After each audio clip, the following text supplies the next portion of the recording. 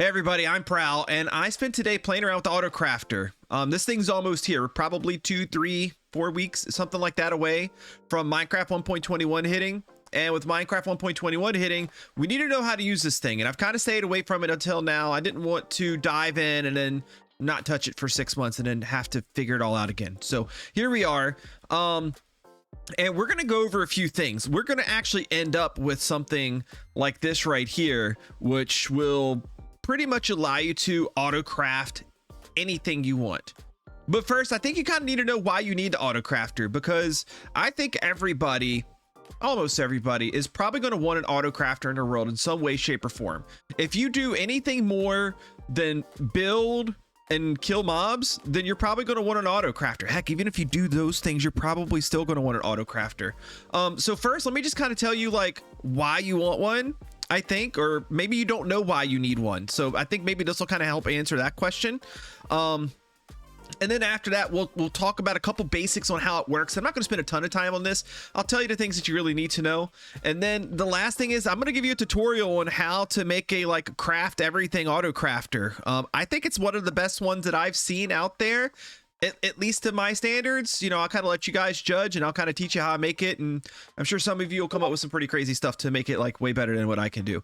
But anyways, the reason why you need an autocrafter, number one, is to compress items down. Iron farm, gold farm, fish or skeleton or general mob farm, right? You can compress this down to iron blocks. You can compress nuggets down to ingots, ingots down to blocks. That saves you 81 times the storage space in a gold farm if you're not auto feeding them into like a bartering farm or something like that. You can autocraft bone meal into bones. You can autocraft bones into bone meal. You can autocraft both of those things into bone blocks if you want to. If you have a automatic villager wheat farm, instead of keeping everything in wheat in a whole bunch of different chests, you can auto change it into hay bales. You can make honey blocks, honeycomb blocks. You can even auto make quartz blocks. How cool is that? Or slime blocks. This is really going to open up some brand new fully automatic fuel systems as well, right? So you can grow bamboo, autocraft that into bamboo blocks, autocraft that into bamboo planks, and then autocraft that into bamboo slabs. This is your most efficient fuel source in the whole game now, probably. But wait, hold on. You can also do this with kelp too. You can tape kelp now. You can do this now. You can run it into a smoker. And then once it runs through the smoker, it gives you the dried kelp. And then you can auto-craft that into kelp blocks. Feed some of those back into the smoker, and you have yourself an infinite fuel making system. And these things are awesome because they'll smelt like 80 items at a time. Pretty cool. Also, this is going to open up a lot of like combined farms. I'm not going to like go in these in detail right now. They're on a list for me to make though. You can make a torch farm, a rocket farm, a golden carrot farm, a redstone lamp farm, many different types of prismarine farms, whether that be sea lantern, prismarine blocks, dark prismarine blocks. You can do all those things. And then just a whole host of different redstone components and more than what's listed here that you can make as well automatically. This is actually kind of nice because these things are pretty annoying to have to make, especially like pistons and dispensers and repeaters and comparators. Like nobody likes to make those things by hand. So instead of making them by hand, you could have a farm do it automatically for you, or you could set up just a bunch of chests where you dump the materials in and it'll just auto craft them up for you a bunch at a time, right? So you could do either one of those, or maybe take a shulker box of materials and have it, let it work its course. So those are really cool. And then there's bone meal to micro farms. You could take different types of farms, whether it be a fish farm, a skeleton spawner farm, or a general mob farm, and then convert all the bones from either one of those into bone meal, and then use that bone meal to automatically run micro farms of different types. So now no longer do you have to stock it with bone meal yourself. You can just let it run on its own. So that kind of covers like the why enough. Hopefully like you've heard one of those things. You're like, okay, yeah, Prowl. All right. I do kind of want one now. Okay. So hopefully you do. If you don't, then that's fine. You can stick around to learn something anyway.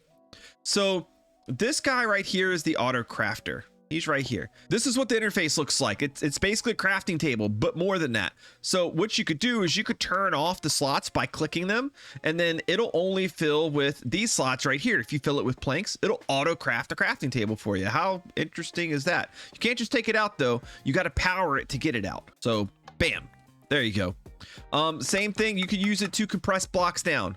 You put a bunch of iron in it, Bam, you've made yourself an iron block. Now you need 9 times less storage because this 9 of these turns into 1 of these. Now, how do you set one of these simple ones up? One that only takes like a whole bunch of one ingredient and crafts it down. Well, I'm sure there's a lot of different ways to do it, but this is the way that I figured out. For every single slot that is filled and turned off, it produces 1 redstone signal. So if all 9 slots are filled, it sends out a redstone signal of 9. So with the comparator, we can put it into subtract mode and we can have another signal go in of 8. So I have 8 little blocks turned off. This is what you'll do every single time, no matter what your recipe is. You're going to put 8 blocks off, 8 spaces turned off. You don't have to put anything in a 9th space, just leave it just like that. Run it into the side of a comparator, and then that's going to subtract 8 from this signal. So if you have, let's do this. If you have 1, 2, 3, 4, 5, 6, 7, 8 things in it, 8 minus 8 is 0. There's no signal coming out. But when you put that 9th item in, 9 minus 8 is 1. It sends a signal strength of 1 out to the repeater, which then makes it a full signal strength. This is a simple little clock right here, and it just ticks the system. I've seen people make these smaller. I don't prefer to do that. If you don't make it into like an actual clock, the thing's gonna break. Because here's the thing, right? Let me like disable it really quick. If I go through and fill it like this, and you have this thing as like using observers or like a piston or something like that to set it off, what'll happen is the redstone signal is going to continue to come out and it won't trigger it a second time. So basically it'll craft one thing for you, and after that one thing, it's going to stay on. So if you don't want your system to break, especially if you like unload chunks, you maybe log off and log back on at the wrong time or something like that, don't use one of those other methods. Use a clock. So if you have another clock you want to use, that's fine, but use a clock, because with the clock, it doesn't matter how you do it. It keeps ticking it until it's empty. So whatever I put in here, as long as it's a 3x3 recipe, it doesn't matter what it is, it'll auto craft it into a block. So like this would take care of diamonds, it would take care of ingots, like whatever. Maybe I want to make a whole bunch of copper blocks, right? I could go ahead and I could just throw all these in here like this. It'll fill it up, and then once it fills up, bam, it'll shoot it out, and it'll continue to do that. So that's how you like do something super simple, right? Oh, and by the way, like it can also go the other way. It can go both ways.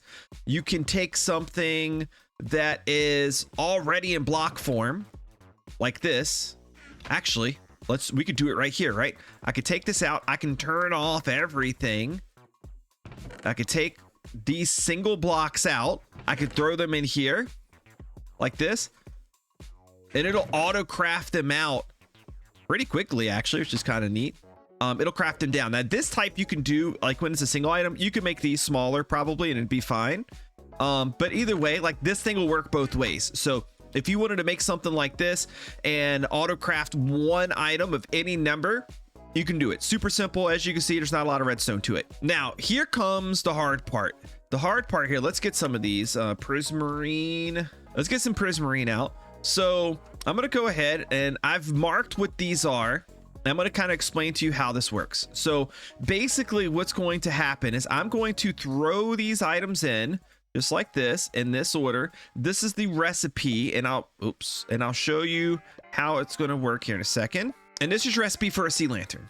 Here, let me show you. Let me show you one that's not already set up. So sea lantern is this, and then these guys on the ends like that. Boom, sea lantern, right? So if you look from top left to top right, your order that these need to go in is 1, 2, 3, 4, 5, 6, 7, 8, and 9. They have to go in that order, because that's how the crafter fills every single time. It goes in that order no matter what. So we want this to go in first, second, third, and so on, and that will give us a prismarine block. So I've seen people make automated versions of these. This is just a simple like test version, right? This is just going to kind of show us that it works. So right now, if I go through and I click this button, all of these are going to, well, right now they're all inside the dropper. Those droppers will shoot everything in all of these at the same time, this one has the shortest path. It'll get there first, second, third, etc. So let's send it. As you can see, it is filling in, and I must have thrown them in wrong, but there we go. Anyways, this is like the most simple form of doing this. If you see somebody show you one of these, think to yourself, okay, so how am I going to get an even number of all of these things in all of these hoppers without it being a pain in the butt? And the answer is you're not. You could maybe set up like a huge system with item filters and hopper mine carts and all that kind of stuff to get them all in like this, and then have a clever way to trigger it once it puts one in each one. That's way too complicated. Don't do that. Don't do that to yourself. Stay away from this type of design. It's a cool way to learn how it works. That's it. And then that's where we started messing with this guy right here. I'm going to show you how to build it. It's actually super simple. It looks a little complicated right now, but once I lay out the blocks, you're gonna be like, oh, okay, that's actually like really easy, Prowl. So basically, this right here will craft everything. Anything you wanted to craft, it'll craft with, I think, only 2 exceptions. Exception number 1 is a rabbit stew because it has 5 ingredients. I think it's the only item with 5 ingredients. And number 2 is it won't craft you a dispenser because a dispenser uses a bow, which is a non-stackable item. And I think it's the only item in the game that uses a non-stackable item to craft. If I'm wrong, let me know below. There's maybe some other obscure thing, but I think those are the only 2 things. And you could even adapt this to make it work with a non-stackable item, but we're not going to do that here today. But basically, what you can do if you build this, you can have it do not 1 item, because that's way easier for 1 item, 2 items, 3 items, or 4 items. It's the same system, just with less items hooked up to it and maybe less hoppers needed. Super flexible, super easy. Let's make it. If you are enjoying this video, you can help support the channel by clicking the like button down below. To get notified about new videos on the Bedrock Guide, Let's Play series, tutorials, and more, make sure you click that subscribe button and make sure you click that bell icon to turn your notifications on. Thank you, and back to the video. Okay, so let's say you want to do 4 items, and I'll show you how to take 1 or 2 out later if you want to. But let's say you want to do 4 items, and this is where you want to input those items to. These items could be thrown in manually by you if you want them to be, or maybe you have farms that are sending the items in. Whatever works for you, it doesn't matter. Any way to input the items is fine. It could be auto input by a farm, it could be input by a shulker unloader, it could be input by hand. Doesn't matter, okay? Now, the exact positioning of this doesn't matter too much, but the way I did it over there is the way we're going to do it here. We're going to go 5 blocks below this second chest right here. So we're going to go 1, 2, 3, 4, and the 5th block is going to be the autocrafter, and it is like positionable, it directional, I guess. It'll face down like that. 5 blocks down, just like that. And we're going to go out of it 1 hopper right now from each side, and we're going to add a hopper on top of each of those for now, just to kind of mark things. Okay. Now we're going to go below and put a block here. And we're just going to make a little ring right underneath all the hoppers like this. And then we're going to punch out the blocks that are actually under the hoppers. We don't need those. We just need these blocks right here. Now, what we want to do is we want to read every time there's an item inside of these hoppers. I'll explain why here in a little bit. So we're going to face just like this direction straight out. And we're going to kind of turn straight out. Turn straight out, and turn straight out. We're now reading out of every single one of those hoppers. Put a redstone dust on top of each one of those, and then we're going to take a target block and we're going to put it on the outside of each one of those pieces of dust. We use a target block because, as you can see, it changes the direction of the dust. It allows us to make this thing a little bit smaller, a little bit more like simplistic. Now we want to put a torch on the outside of each one of those target blocks on the opposite side of the redstone dust, and put yourself a solid block on top of the autocrafter. All right, next thing we're going to do, just because it's going to help for positioning a little bit, and it's easy enough to do right now anyways, is we're going to finish up where these hoppers are going to go. So what we're going to do is we're going to come out 1 on each one of these guys, just like this, just to get us away from this area for now. And we're going to run these to whatever the easiest ones to run them to. So this guy right here goes, we'll call this chest number 4. So we're going to go up like this, and that's going to pull items out of chest number 4. If you want, make it super easy for yourself. Come out and label that. We're going to go right down here. We're going to label this one chest 4. Let's make this one right here chest 2. We're gonna go up 2 because we don't want it to like get underneath this or anything. We're gonna go here like this, or actually chest 3. That's chest 3. This guy right here is pretty easy for chest number 2, which would make this guy right here chest number 1. We can actually, I think we could just get rid of this one right here, just go straight up like this. And now we're going to build a simple etho hopper clock. This is going to be very important for timing of a lot of different items and is universal and will work for everything. So we're going to come right here. We're going to go 1, 2, and then right here, we're going to put our first piston for our etho hopper clock. If you don't know how to make one of these, they're rather simple. We're going to put a block there, and a couple temporary blocks right here. An etho hopper clock very simply just has 2 hoppers facing each other. Then it has 2 blocks like this, where a comparator reads out, 2 redstone dust, piston, and bam, there you go. If you're making this on Java Edition, by the way, I don't know how well this works on Java, if this will mess up because of some weird Java mechanics or not. But the etho hopper clock is different on Java. It uses sticky pistons instead. On Bedrock Edition, luckily, we can use regular pistons. Okay, so that does that part. Now, we're going to want to have a redstone dust come out of here, and we want a observer looking at that redstone dust to see any time that it changes or updates. And then we're going to want a glass block. Let me grab one of those. And I want that glass block. Ooh, I can't talk. Words are hard, people. To come right here. Ooh. Here, let me do this. I somehow punched this out. Let me put that back. But instead of running this way, let's run it that way. Same effect, but it lets me put a glass block right here. And then we're going to put dust, just like that. So here's what's going to happen. We need to put items in here, but the number of items you put in here is going to be dependent on your recipe. And it's really easy to tell how many items that you need.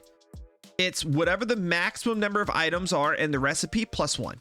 In this guy right here, we use the piston recipe. The thing that has the most items in this recipe is cobblestone. There are 4 cobblestone slots. So we need 4 items plus 1. If oak planks was the thing that had the most slots, then it would be 3 plus 1. So however many slots are taken up by a single type of item, 4 in this case, 4 cobblestone slots, plus 1 is how many items you need. So we're going to do that same recipe here, actually. So I'm going to go into here, and I'm going to put in my recipe, which is going to have 4 of the cobblestone, 3 of the planks, 1 ingot, and 1 redstone dust to make a piston. Okay. So now over here, I'm going to put 5 items in here. Preferably, I guess it doesn't really matter what kind of item you put in, because if you drop anything else in it by accident, it's going to mess up the clock anyways. So we're going to put 1, 2, 3, 4, 5. I put 5 items in it.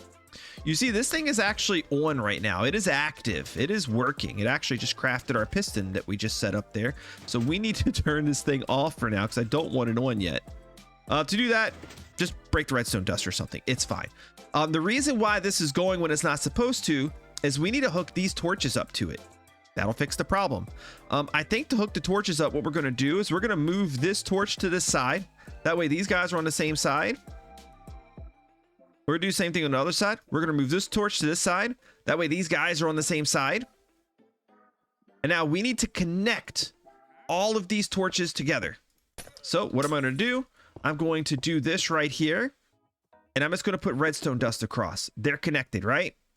Same thing over here. Now these guys are connected. Now, to keep this thing turned off, when I want it to be turned off, we just have to make this redstone dust connect right here. And this redstone dust connect right here. There we go. Easy enough. Easy enough. So now I'm going to connect this redstone dust here. I'm going to connect this redstone dust here. Now, right now, what's happening is this clock is locked. Since redstone is going here, it's keeping this thing locked in place. It can't move. The items that are in it, they're stuck. They can't go anywhere.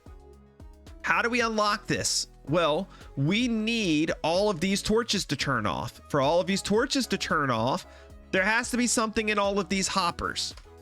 Now this system right here is going to use I can't remember. I heard this from Silent Whisperer's video. I was trying to learn a little bit about the crafters when I got stuck, and he said something that kind of clicked this whole idea into place for me, and it was to fill the crafter. You want to pre-fill the crafter. So what we're going to do is we're going to pre-fill the crafter like this, and like this. Now, what we want to do is we want this to actually fill all the way up. Okay. So it doesn't necessarily matter which item goes into what slot for this. It's good for us to know for later on, but it doesn't really matter to us right now. So what we're going to do is we're going to put cobblestone here, oak planks here, iron here, and redstone dust here. Now, whether this is me hooking up farms to it or me throwing the items in myself, maybe I just want to craft a whole bunch of pistons. I don't want to have to get all the stuff and do it myself. I'm just going to throw it in. Or maybe I'm going to have a cobblestone generator hooked up. I'm going to have a bamboo farm feeding it planks. I'm going to have an iron farm feeding it iron. And I'm going to have a witch farm or a general mob farm or something feeding it redstone dust. And it looks like I have a hopper that is not faced in the right direction. I can tell that because I have a torch here that's still on. My mistake. Now, the next part here is, why do we have a clock with five items in it? Well, that's because our recipe here, our recipe has 4 cobblestone in it, which means that this hopper needs to be able to put 4 cobblestone inside of here for every 3 oak planks and every 1 iron ingot. If this thing was crafting too fast, you would run out of cobblestone in it. And when you run out of something in it, it could get filled by another item and break it. So that's why we have the delay. We want this system to load in 4 cobblestone every time it crafts, because if we don't, then it runs out of the cobblestone and that slot fills up. Now, something else happened here while we were doing that. This thing stopped. Why did it stop, you may wonder? We got a bunch of pistons on the ground. Well, these are turned off, so we know there's items in here, and we know there's items in here. Let's go check the other side. Let's see. Chest 3 has items in it. That's got iron. Chest 4 is out. What's chest 4? Chest 4, I happen to know, is redstone dust. We ran out of redstone dust in the system. There's no redstone dust here. So since it ran out of 1 ingredient, the whole system shuts off. The whole thing's off now. That's good. That's what we want. Because even though we still have 64 or 63 redstone dust here, what would happen if the system kept running anyways? Well, if the system kept running anyways, I'm going to take that out to show you. Eventually, our redstone dust would be gone, and then something else would fill that slot. Now our system's broken. So we want to turn it off whenever 1 item is missing, which is exactly what we've done here. Now, if you're fancy enough with redstone, you could probably pretty easily fashion up some type of an indicator light system where you have like some redstone lamps up here somewhere. Can I even open out with the lamp above it? I cannot. Where you have some type of fancy like redstone lamp system that, like, whenever this runs out, it turns the lamp on. We didn't worry about any fancy stuff like that here. I wanted to give you the basic system and let you know how it worked. So lastly, how can we change this? Okay, well, let's change it to something that doesn't take 4 ingredients. Let's change it to something that takes 3 ingredients. I can't even think of something offhand, so let's take a look and see. Here we go, a perfect one. Redstone comparators. I hate making these things. It is annoying. So redstone comparators are 3 ingredients. They are redstone torches, quartz, and regular stone. So to change this, I don't have to get rid of this if I don't want to, right? I don't have to delete the chest and change the whole system. I don't have to get rid of the hoppers. Like, if you want to be able to change this thing to be whatever you want it to be, you don't have to. But if you know you're only going to ever use 3, well, then you just have to get rid of 1 hopper line and then the comparator and stuff that hooks that. That's all you got to do. So, like, I could just delete this chest, delete these hoppers, these little bits right here, and that's it. Just that one little chain. It's super easy to do. But in any event, what do we need? We needed stone. I'll grab a bunch of that. Redstone torches and quartz. Okay, so let's go ahead. Let's take all of those off. And we're going to turn off chest 4. If you want to turn off a chest, super easy to do. Get yourself a lever like this. Put a lever on the top, on the side, whatever. It doesn't matter. Put it on the top of each one of these guys, just like this. And if you want to turn one off permanently, flip the lever. So right now we're going to turn off chest 4. Chest 4 is done. Okay. Now I want this thing to turn off completely. So let me just go ahead. Let me like get rid of this. That should turn the system off. We're gonna take all this stuff out. We're gonna empty this guy.